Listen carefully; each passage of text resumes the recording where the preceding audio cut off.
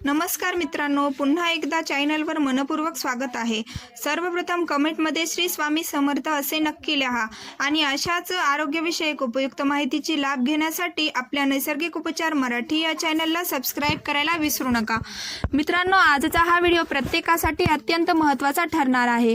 जर तुम्हाला तुमच्या गुडघ्यांचे, सांध्यांचे आणि हाडांच्या आरोग्याची काळजी असेल तर हा व्हिडिओ शेवटपर्यंत नक्की पहा। तसेच माहिती उपयुक्त वाटली तर व्हिडिओला लाईक करून इतरांपर्यंत जरूर पोहोचवा। आजच्या धावपळीच्या जीवनात लाखो लोक गुडघेदुखी, सांधेदुखी आणि चालताना होणाऱ्या वेदनांमुळे त्रस्त आहेत। अनेकांना सकाळी उठल्यावर गुडघे अखडल्यासारखे वाटतात, काहींना जिना चढताना तीव्र वेदना होतात, तर काहींना थोडे अंतर चालल्यानंतरही असह्य त्रास सुरू होतो। ही समस्या इतकी वाढते की दैनंदिन कामे करणेही कठीण बनते आणि त्याचा थेट परिणाम आपल्या जीवनमानावर होऊ लागतो। पण सर्वात आधी आपण हे समजून घेतले पाहिजे की गुडघे आणि सांधे दुखण्यामागचे नेमके कारण काय असते, कारण समजल्याशिवाय योग्य उपाय करणे कठीण ठरते। बहुतेक वेळा या समस्यामागे दोन प्रमुख कारणे असतात। पहिले म्हणजे सांध्यांमध्ये निर्माण होणारी सूज, ज्यामुळे हालचाल करताना वेदना आणि कडकपणा जाणवू लागतो। दुसरे म्हणजे सांध्यांमधील हाडाचे संरक्षण करणारा कुरचा, कार्टिलेज हळूहळू झिजू लागतो। हा संरक्षण थर कमी झाल्यावर हाडांमध्ये घर्षण वाढते आणि त्यामुळे गुडघे तसेच इतर सांध्यांमध्ये तीव्र वेदना सुरू होतात। याशिवाय आपल्या चुकीच्या जीवनशैलीचेही या समस्येत मोठा वाटा असतो। शरीराचे वजन जास्त वाढल्यास त्यांचा अतिरिक्त ताण थेट गुडघ्यांवर येतो, त्यामुळे हे सांधे लवकर झिजतात, सूज वाढते आणि वेदना अधिक तीव्र होतात। दुसरीकडे अनेक लोक दिवसभर एका जागी बसून काम करतात, चालणे, व्यायाम करणे किंवा शरीराची नियमित हालचाल होत नाही। परिणामी स्नायू कमकुवत होतात आणि शरीराचा बहुतांश भार गुडघे व पायांवर पडू लागतो। हाच वाढलेला ताण पुढे जाऊन सांधेदुखी आणि गुडघेदुखीचा मोठे कारण बनतो। कारण कोणतीही असो, या वेदनांकडे कधीही दुर्लक्ष करू नका। सुरुवातीला साधा वाटणारा त्रास हळूहळू इतका वाढू शकतो की जिने चढणे, लांब चालणे, बसणे, उठणे किंवा रोजची साधी कामे करणे देखील कठीण होऊन बसते। यामुळे केवळ शारीरिक त्रासच होत नाही तर व्यक्तीचा आत्मविश्वासही कमी होऊ लागतो आणि संपूर्ण दैनंदिन जीवनावर त्याचा नकारात्मक परिणाम दिसून येतो। म्हणूनच गुडघे आणि सांध्यांचे आरोग्य चांगले ठेवण्यासाठी वेळेवर योग्य माहिती घेणे, योग्य सवयी अंगीकारणे आणि आवश्यक ती काळजी घेणे अत्यंत महत्त्वाचे आहे। सुरुवातीला जेव्हा गुडघे किंवा सांध्यांमध्ये हलक्या स्वरूपाच्या वेदना सुरू होतात तेव्हा बहुतेक लोक त्याकडे फारसे लक्ष देत नाहीत। 2-4 दिवस वेदनाशामक गोळ्या घेतल्या की सर्व काही ठीक होईल असा अनेकांचा समज असतो। काही वेळांसाठी वेदना कमी झाल्यासारखा वाटतात, पण प्रत्यक्षात मूळ समस्या तशीच राहते आणि हळूहळू आतून वाढत जाते। त्यामुळे सुरुवातीला साधी वाटणारी सांधेदुखी पुढे जाऊन गंभीर स्वरूप धारण करू शकते। आता तुम्हाला सांधेदुखी का होते हे समजले आहे, पण त्यापेक्षा महत्त्वाचे प्रश्न म्हणजे ती कमी कशी करायची। ज्यांना गुडघे किंवा सांध्यांच्या वेदनांचा त्रास असतो त्यांच्या मनात एक प्रश्न नेहमीच येत असतो की आपण घेत असलेल्या वेदनाशामक गोळ्या खरोखर हा आजार बरा करतात का, की त्या फक्त काही काळापुरता आराम देतात। खरे पाहिले तर बहुतेक वेदनाशामक औषधे ही मूळ कारणांवर उपचार करत नाहीत, तर ती काही तास किंवा काही दिवस वेदना कमी झाल्यासारखा वाटू देतात। पण सांध्यांमध्ये झालेली सूज, कुरच्या यांची झीज किंवा शरीरातील पोषण तत्वाची कमतरता यावर त्यांचा फारसा परिणाम होत नाही। त्यामुळे केवळ वेदना कमी झाल्या म्हणून समस्या पूर्णपणे दूर झाली असे समजणे चुकीचे ठरू शकते। निसर्गामध्ये अशा अनेक गोष्टी आहेत ज्या सांध्यांच्या आरोग्यासाठी उपयुक्त मानल्या जातात। उदाहरणार्थ हळदीचे दूध, काही पारंपरिक औषधी वनस्पती आणि अश्वगंधासारख्या जडीबुटीचा अनेक लोक वापर करतात। मात्र आज आपण ज्या उपायांबद्दल जाणून घेणार आहोत तो या सर्वांपेक्षा थोडा वेगळा आहे, कारण हा उपाय अतिशय सोपा, नैसर्गिक आणि योग्य पद्धतीने केल्यास सुरक्षित मानला जातो। जर तुमच्या शरीरात कॅल्शियमची कमतरता असेल, हाडांमध्ये कटकट आवाज येत असेल, सांधे कमकुवत होत असतील, दातांची ताकद कमी झाली असेल किंवा शरीरात वारंवार वेदना जाणवत असतील तर हा व्हिडिओ शेवटपर्यंत नक्की पहा। पुढे आपण अशा 8 नैसर्गिक पदार्थांबद्दल जाणून घेणार आहोत ज्यांमध्ये कॅल्शियम भरपूर प्रमाणात आढळते आणि जे हाडांच्या आरोग्यासाठी अत्यंत उपयुक्त ठरू शकतात। याशिवाय शेवटी आपण एका पारंपरिक औषधी वनस्पतीबद्दल माहिती घेणार आहोत जी अनेक वर्षांपासून सांधे आणि हाडांच्या आरोग्यासाठी वापरली जात असल्याचे सांगितले जाते। तिचा योग्य वापर कसा करायचा याचीही सविस्तर माहिती आपण पुढे पाहूया. ही गोष्ट अधिक सोप्या पद्धतीने समजून घेण्यासाठी एक उदाहरण पाहूया. एका गावात साधारण 19 ते 20 वर्षांचा एक तरुण राहत होता. एवढ्या कमी वयातही त्याची हाडे खूपच कमकुवत झाली होती. चालताना किंवा हालचाल करताना त्याच्या सांध्यांमधून कटकट आवाज येत असे. दातही कमकुवत झाल्यामुळे हिरड्यांमध्ये वेदना होत्या. त्यासोबतच गुडघेदुखी, सांधेदुखी, सततचा थकवा आणि अशक्तपणा यामुळे त्याचे दैनंदिन आयुष्य त्रस्त झाले होते. एके दिवशी कोणीतरी त्याला सांगितले की जवळच एक अनुभवी वैद्य आहेत जे अशा समस्याबाबत योग्य मार्गदर्शन करतात. हे ऐकताच तो त्या वैद्याकडे गेला आणि आपल्या सर्व तक्रारी त्यांना सविस्तर सांगितल्या. त्याचे सर्व म्हणणे शांतपणे ऐकल्यानंतर त्या वैद्यांनी त्याला सांगितले, तुझ्या शरीरात कॅल्शियमची कमतरता असण्याची शक्यता आहे. हाडे कमकुवत होणे, दातांची झीज, सांध्यांमधून आवाज येणे आणि वारंवार होणाऱ्या वेदना यामागे एक महत्त्वाचे कारण असू शकते. कॅल्शियम हे आपल्या शरीरासाठी अत्यंत आवश्यक असे खनिज आहे. मजबूत हाडे, निरोगी दात, स्नायूंचे योग्य कार्य आणि शरीरातील अनेक महत्त्वाच्या क्रिया सुरळीत चालण्यासाठी कॅल्शियमची योग्य मात्रा असणे अत्यंत गरजेचे असते. आता त्या वैज्ञानी तरुणाला कॅल्शियमचे महत्त्व अधिक सविस्तरपणे समजावून सांगितले. ते म्हणाले, कॅल्शियम हे फक्त हाडांसाठीच नाही तर मजबूत दात, निरोगी स्नायू, मज्जतंतूचे योग्य कार्य आणि शरीरातील अनेक महत्त्वाच्या अवयवांसाठी आवश्यक असलेले अत्यंत महत्त्वाचे खनिज आहे. हृदयाची नियमित धडधड, रक्त गोठण्याची प्रक्रिया तसेच काही संप्रेरकांचे कार्य सुरळीत राहण्यासाठी कॅल्शियम महत्त्वाची भूमिका बजावते. यानंतर त्या तरुणांनी विचारले, माझ्या शरीरात कॅल्शियमची कमतरता नेमकी कशामुळे झाली असेल? त्यावर वैद्य म्हणाले, यामागे अनेक कारणे असू शकतात. सर्वात पहिले कारण म्हणजे रोजच्या आहारात कॅल्शियमयुक्त पदार्थांचा अभाव. जर आपल्या जेवणांमध्ये कॅल्शियम पुरेशा प्रमाणात नसेल तर कालांतराने शरीरात त्याची कमतरता निर्माण होऊ शकते. ते पुढे म्हणाले, दूध आणि दुग्धजन्य पदार्थ, हिरव्या पालेभाज्या, अंजीर, लिंबू वर्गीय फळे आणि इतर काही नैसर्गिक पदार्थांमधून कॅल्शियम मिळते. मात्र जास्त प्रमाणात चहा, कॉफी, मद्यपान यासारख्या सवयी शरीरातील कॅल्शियमच्या संतुलनावर परिणाम करू शकतात. वाढत्या वयानुसारही शरीराची कॅल्शियम टिकवून ठेवण्याची क्षमता कमी होत जाते. त्याचबरोबर व्हिटॅमिन डी ची कमतरता असल्यास अन्नातून मिळणारे कॅल्शियम शरीराला योग्य प्रकारे शोषून घेणे कठीण होते. त्यानंतर वैद्य म्हणाले, कॅल्शियमची कमतरता आहे की नाही हे ओळखण्यासाठी त्याची काही लक्षणे जाणून घेणे आवश्यक आहे. कारण लक्षणे ओळखली तरच योग्य वेळी उपाय करता येतात. मित्रांनो, कॅल्शियम हे आपल्या शरीरातील सर्वात महत्त्वाच्या खनिजांपैकी एक आहे. मजबूत हाडे, निरोगी दात, स्नायूंची कार्य, हृदयाचं आरोग्य आणि मज्जसंस्थेचे संतुलित कार्य यासाठी ते अत्यंत आवश्यक असते. विशेष म्हणजे आपल्या शरीरातील जवळपास सर्वाधिक कॅल्शियम हाडे आणि दातांमध्ये साठवलेले असते.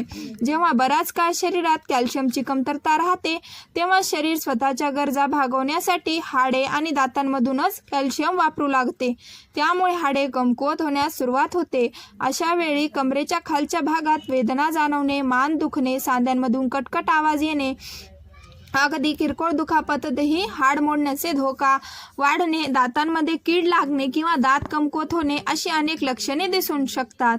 याशिवाय सतत थकवा जाणवणे, स्नायूंमध्ये गोळे येणे किंवा ताण जाणवणे, नखे लवकर तुटणे, लक्ष केंद्रित करण्यास अडचण येणे आणि झोप व्यवस्थित न लागणे अशी लक्षणेही काही वेळा कॅल्शियमची कमतरतेशी संबंधित असू शकतात.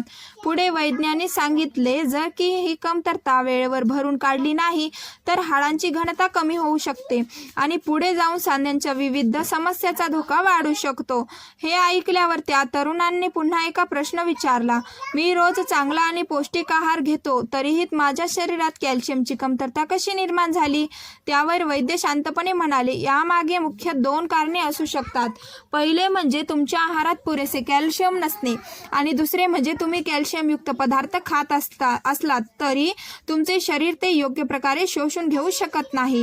ते पुढे म्हणाले, पचन संस्था व्यवस्थित कार्य करत नसेल, वारंवार पोटाचे विकार होत असतील, धूम्रपान, मद्यपान, अति प्रमाणात चहा, कॉफी किंवा जास्त साखरेचे सेवन असेल तर कॅल्शियमचे शोषण कमी होऊ शकते. यानंतर वैद्य म्हणाले, कॅल्शियम म्हटले की बहुतेक लोकांच्या डोळ्यासमोर सर्वप्रथम दूध येते, परंतु प्रत्येकाला दूध सहज पचते आणि असे नाही. काहींना दूध घेतल्यानंतर गॅस होणे, पोट फुगणे किंवा वारंवार श्वासाचा जावे लागणे अशा तक्रारी जाणवतात. अशा परिस्थितीत दुधातून मिळणारे कॅल्शियम शरीराला पूर्णपणे मिळेलच असे नाही. म्हणूनच आता मी तुला अशा काही नैसर्गिक पदार्थांविषयी सांगणार आहे जे कॅल्शियमचे उत्तम स्रोत मानले जातात. पहिला पदार्थ म्हणजे खाद्ययोग्य चुना. मात्र येथे एक गोष्ट विशेष लक्षात ठेवणे आवश्यक आहे. फक्त खाण्यासाठी तयार केलेला खाद्ययोग्य चुनाचा वापरावा. बांधकाम किंवा भिंतीवर वापरला जाणारा चुना कधीही सेवन करू नये.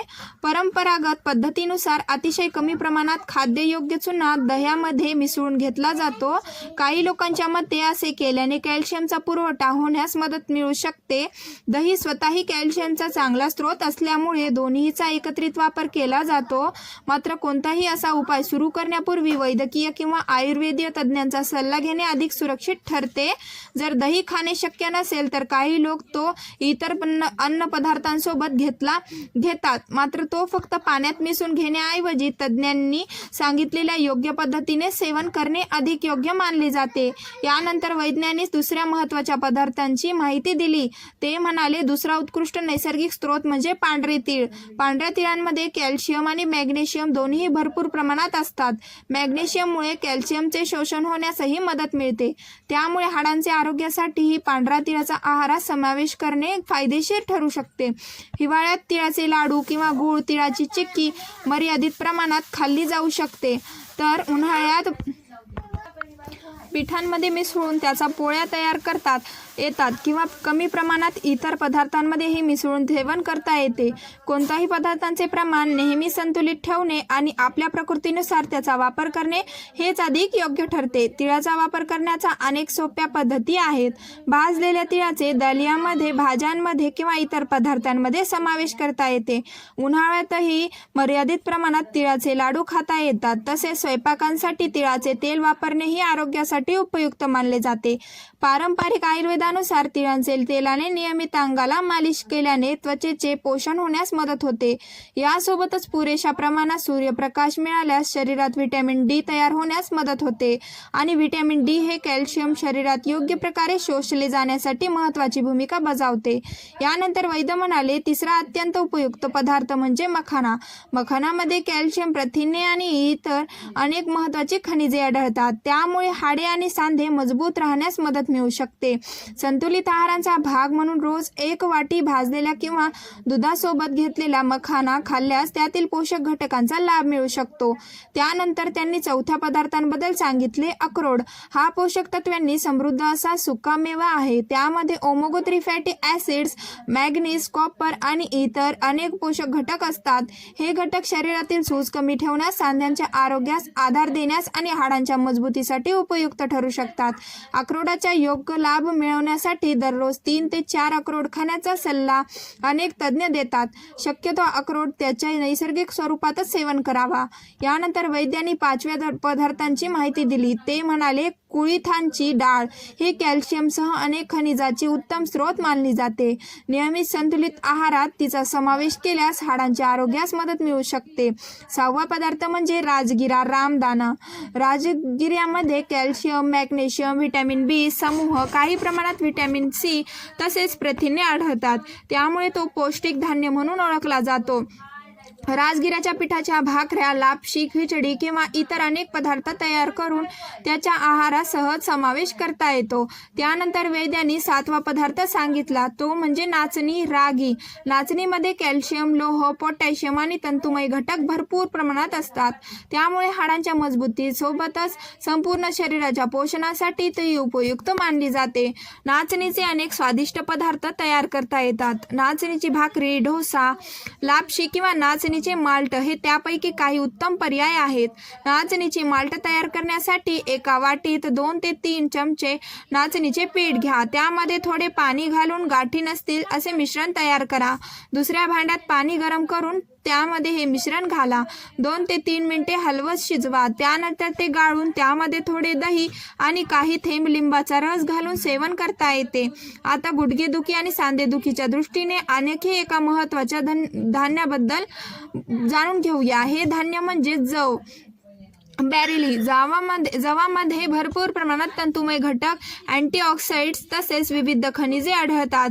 मॅग्नेशियम, फॉस्फरस आणि मॅग्नीज यासारखी पोषक तत्वे हाडांच्या आरोग्यासाठी महत्त्वाची मानली जातात. संतुलित आहारांमध्ये जवाचा समावेश केल्यास शरीराच्या एकूण आरोग्यास चांगला आधार मिळू शकतो.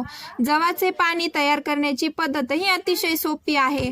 साधारण 1 मूठ जव स्वच्छ धुवून रात्रभर किंवा किमान 10 ते 12 तास पाण्यात भिजत ठेवा. सकाळी ते त्याचा पाण्यासह 10 ते 15 मिनिटे उकळा. त्यानंतर झाकण ठेवून काही तास तसेच राहू द्या. नंतर हे पाणी गाळून दिवसातून एकदा पिण्याची सवय लावू शकता.